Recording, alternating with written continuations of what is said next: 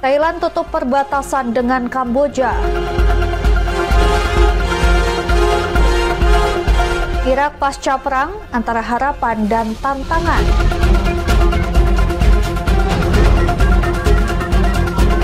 Perempuan bersihkan sampah di pegunungan butuh ekstra keberanian. Halo pemirsa, selamat datang di Mata Dunia, program yang mengupas berita dan peristiwa global dari berbagai belahan dunia. Saya Jeng Tiara akan menemani Anda, berikut berita selengkapnya.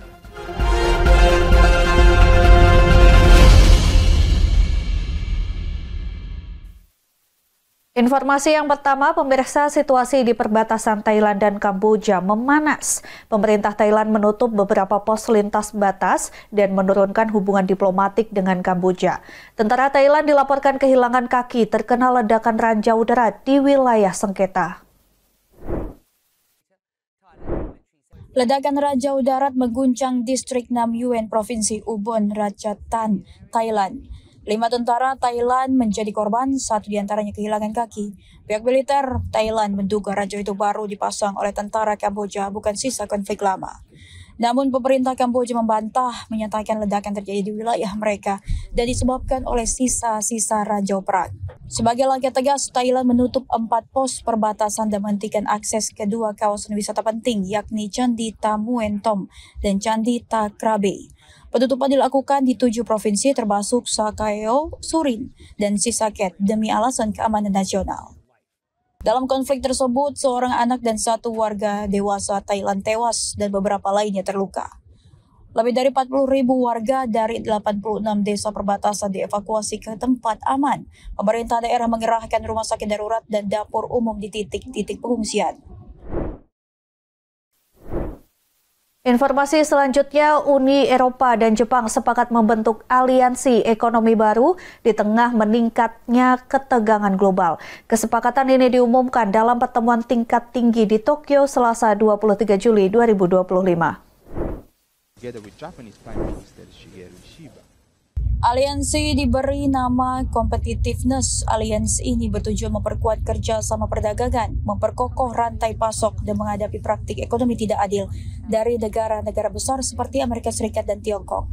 Melalui aliansi ini, Uni Eropa dan Jepang akan mempercepat pelaksanaan perjanjian dagang yang sudah berlaku sejak 2019, sekaligus memperluas kolaborasi di sektor teknologi, pertahanan, dan keamanan cyber. Isu ketergantungan pada mineral kritis seperti rare earth juga menjadi fokus utama. Kedua pihak ingin membangun rantai pasok baru yang lebih aman dan tidak bergantung pada satu negara. Kesepakatan ini diambil saat ketegangan dagang di antara negara-negara besar semakin meningkat. Baik Uni Eropa maupun Jepang sepakat memperkuat kemandirian ekonomi dan mendorong perdagangan global yang lebih adil.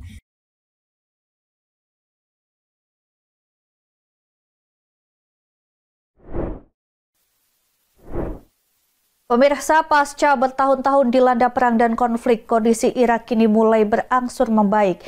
Namun di balik stabilitas yang tampak di permukaan, masih tersimpan banyak tantangan yang harus dihadapi negeri di Timur Tengah itu. Hampir 2 dekade usai invasi militer menggulingkan Saddam Hussein, Irak kini memasuki babak baru.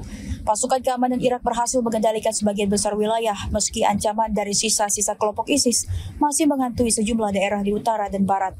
Meski kondisi lebih stabil dibandingkan tahun-tahun sebelumnya, Irak masih menghadapi krisis ekonomi dan sosial yang serius. Perekonomian negara ini sangat bergantung pada ekspor minyak, namun angka pengangguran terutama di kalangan muda masih tinggi. Di sisi lain, kehidupan politik di Irak masih dihantui konflik sektarian antara kelompok Syiah, Sunni, dan Kurdi. Meski telah terbentuk pemerintahan federal, rakyat banyak kecewa akibat lamban reformasi dan tinggi tingkat korupsi. Namun harapan tetap ada, generasi muda di Irak mulai bersuara, menuntut perubahan dan perbaikan dalam tata kelola negara. Mereka aktif mengkampanyekan demokrasi, hak asasi manusia, dan transparansi.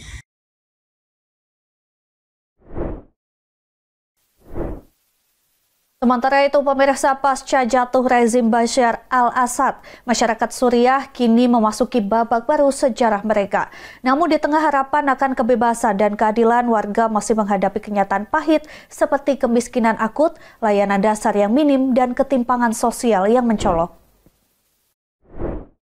Lebih dari 90% penduduk Suriah kini hidup di bawah garis kemiskinan. Harga kebutuhan pokok melonjak tajam. Sementara mata uang lokal kehilangan hampir seluruh nilainya. Listrik hanya menyala 2 hingga 3 jam sehari dan sebagian besar warga bergantung pada bantuan kemanusiaan untuk bertahan hidup. Pemerintah transisi berupaya membangun ulang ekonomi dengan pendekatan pasar bebas. Namun justru memperlebar jurang kesejahteraan seperti wilayah seperti Idlib mulai tumbuh sementara kawasan lain khususnya bekas basis Assad masih tertinggal dan terpinggirkan. Sementara itu masyarakat sipil dan organisasi kemanusiaan tetap bergerak. Sedangkan program pemberdayaan ekonomi rakyat mulai dijalankan secara lokal, namun semangat gotong royong perlahan mengisi celah-celah harapan yang sempat hilang.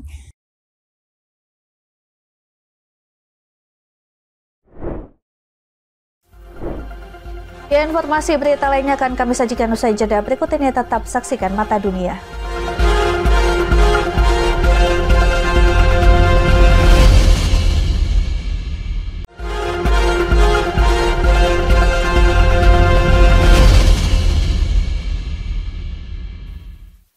Terima kasih Anda masih bersama kami. Pemirsa, ada seorang tukang kebun asal Kanada menciptakan hutan bonsai mini di belakang rumahnya selama 50 tahun. Seperti apa penampakannya selengkapnya untuk Anda.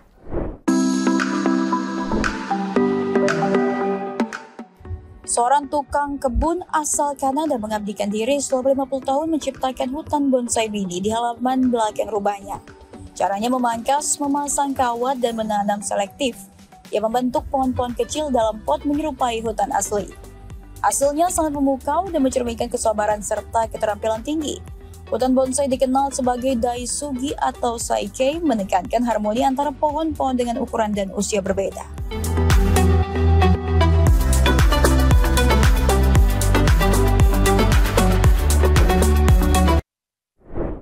Ya, sementara itu di Cina, ada seorang perempuan membersihkan sampah di lorong-lorong di pegunungan. Butuh ekstra keberanian melakukan pekerjaan itu.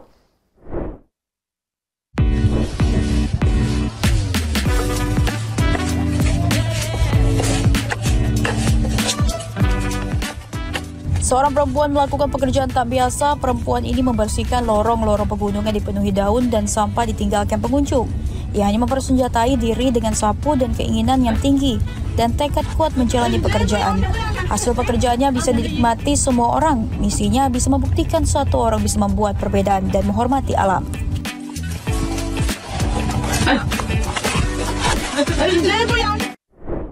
Informasi selanjutnya, penduduk asli Arizona menjadikan badai debu atau pasir sebagai tontonan.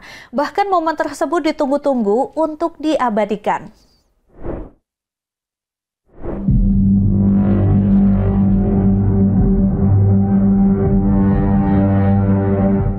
Seperti inilah badai debu atau pasir di daerah Arizona.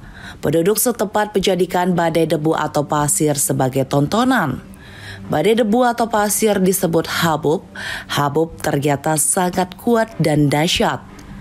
Habub sering terjadi di daerah kering seperti gurun dan ditandai dengan dinding debu membumbung tinggi, sehingga mengurangi jarak pandangan. Tim Liputan Berita Nasional TV. Ya pemirsa, ada kapal pesiar anti peluru Megayah namanya. Sekali isi bahan bakar dibutuhkan dana sebesar 19,5 miliar rupiah.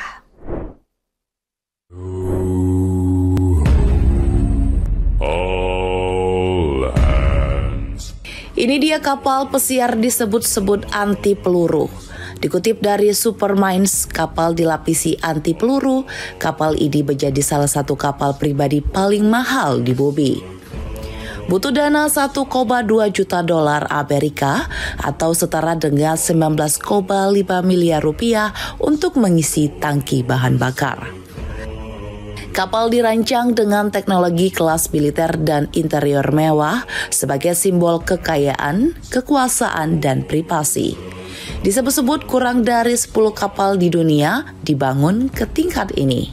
Tim Liputan Berita Nasional TV.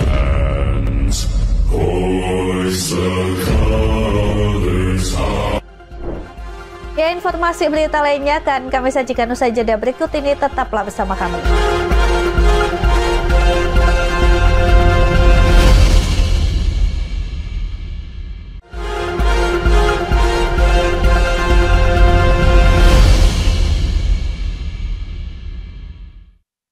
Terima kasih Anda masih menyaksikan Mata Dunia. Pemirsa, terbukanya peluang merintis bisnis boga selama pandemi yang lalu membuat pasangan suami istri Fikri dan Reka Saleh memutuskan untuk membuka restoran yang memadukan barbeque ala Texas dengan makanan khas Indonesia seperti rendang dan dendeng balado.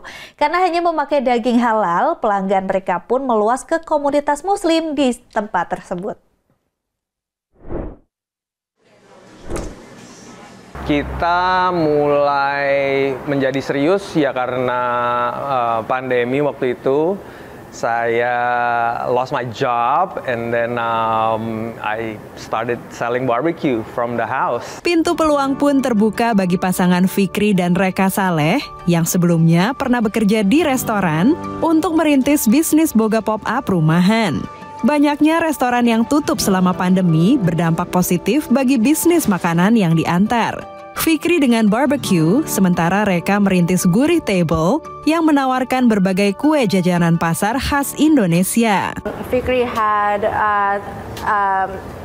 during his orders, there would be leftover brisket, so sometimes I would cook it for our dinner or our lunch into like a balado or something and infuse it in Indonesian dishes. And he was like, "Oh my God, this is a great idea. Let's collab." And from there, we just collab. Hasil kolaborasi mereka melahirkan Fix Q Craft Barbecue yang kini membuka gerai setiap akhir pekan di Alameda, California. Jadi Fix Q Craft Barbecue ini kita market as Indo-Tex Craft Barbecue, yaitu Indonesian mixed with Texas style barbecue. Ya, jadi Texas style barbecue is like low and slow smoked brisket yang kita masak 12-14 jam, dino beef ribs and beef back ribs. Dan the Indonesian part is kind of like a fusion of the Texas style barbecue with Indonesian food. Sebagai contoh, the beef brisket that I smoke dimasak sama Reka menjadi beef rendang. Belum adanya restoran Texas barbecue halal di Bay Area membuat keduanya memutuskan untuk menawarkan menu halal. Our family is Muslim and we're just gonna be doing halal from now on. And in terms of menu, yeah, anything that we expand on the menu is going to be halal. As we opened the restaurant, we wanted to make it more inclusive and make it available for the broader community. Because more and more people are looking for a halal food. So to just provide that and be able to show people, hey, you can create amazing cuisines using halal meat. Pelanggannya adalah warga Amerika yang mencari menu barbecue dan diaspora Indonesia yang rindu kuliner tanah air, serta mereka yang mencari makanan halal. Uniquely different, like because it's a fusion food, because it's traditional Texas barbecue, to be able to try that in a halal form. I think it's just all for the better. Istilahnya kita di sini jarang juga restoran Indonesia yang bisa ada makanan halalnya dan juga ada mix dengan Texas barbecue. Itu juga nilai plus buat kita ya, especially di Muslim community di daerah Bay Area. Dick dan Kim Kincannon yang pernah tinggal di Padang, Sumatera Barat, menikmati menu favorit mereka, rendang dan dendeng balado. They're using high level of ingredients with a great cooking technique. It's melt in your mouth, fall off the bone kind of food, but it does take us back to our time when we lived in West Sumatra for 2 years. The daging balado is also amazing. It's just it really brings us back. Like Dirk said, the flavors are just really authentic, very asli. Target mereka ke depan adalah menambah jam operasional dan kapasitas restoran serta menawarkan lebih banyak variasi menu fusion Indo-Texas halal. Dari Alameda, California, Dania Iman, Andri Tambunan, Nia Iman Santoso, VOA.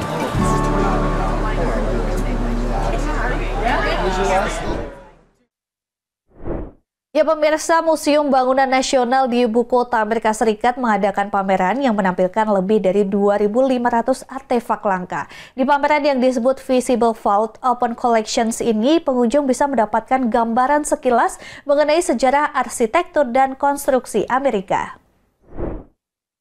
Behind me, everyone asks about. We actually want to start making a list of what people think it is. I personally think it looks like something from Star Wars or a time machine. No one guesses that it is actually an early copy or blueprint machine. Direktur Koleksi National Building Museum, Nancy Bateman, mendemonstrasikan salah satu dari sekian banyak artefak dalam pameran terbaru di Washington, D.C. yang disebut Visible Vault Open Collections. Ada lebih dari 2.500 barang yang menggambarkan sejarah arsitektur dan konstruksi Amerika. Banyak di antaranya tersimpan dalam koleksi tertutup selama beberapa dekade. Menurut Direktur Museum, ada beragam karya arsitektur dalam pameran ini. Here you're going to see models and work that you're going to from processes from I.M. Pei, from Frank Gehry, from Cesar Pelli. Then you're going to see some of the most beautiful and beautifully designed and laid out historic tools collections, our brick collection, our maquettes, our World War II. You know, there's just so many things that you from. Perlu waktu 5 tahun untuk menyusun pameran ini. Dari kolom model Korintus yang dibuat untuk Museum Seni pertama di Washington tahun 1861 hingga sampel lapisan lantai yang diproduksi tahun 2014. Yang terberat dalam koleksi ini adalah mesin pembengkok lembaran besi dari tahun 1906 yang beratnya sekitar 159 kg. Yang paling terkenal adalah gulungan linoleum merek Armstrong dari tahun 1932 yang banyak ditemukan di hampir semua dapur di Amerika pada pertengahan abad ke-20. Ada juga koleksi miniatur bangunan dan monumen terkenal ini, serta yang besar seperti fasad bangunan dan bingkai jendela yang memungkinkan pengunjung mengagumi detail-detail yang rumit. They've been in storage for so long, and in order to bring them out and put them on display, they really needed to be built into the walls or be given a very large platform to stand. Ada juga mainan seperti Lincoln Logs, set Lego awal, batu bata Frobel untuk anak TK, bahkan mainan koleksi langka seperti set konstruksi Disney dan rumah boneka Petite Princess tahun 1960-an. Bahkan ada ruang khusus dengan perkakas yang menceritakan kisah evolusi pekerjaan konstruksi, termasuk perkakas listrik awal dan juga kotak perkakas buatan sendiri. This is all different types of sheet metal hammers in particular, depending on what you're shaping and what you're doing. Laci-laci di pameran ini berisi cetak biru asli, model miniatur, mainan dalam dus, dan berbagai barang lainnya. Pameran ini akan terus diperbarui secara berkala dengan beragam koleksi baru dan juga dengan barang-barang dari arsip museum yang sangat besar. Dari Washington DC, saya Helmi Yohanes dan tim VOA. Pemirsa, demikian Mata Dunia kali ini. Saksikan informasi lainnya di Berita Nasional TV. Saya Ajeng Tiara beserta kru yang bertugas pamit undur diri. Terima kasih dan sampai jumpa.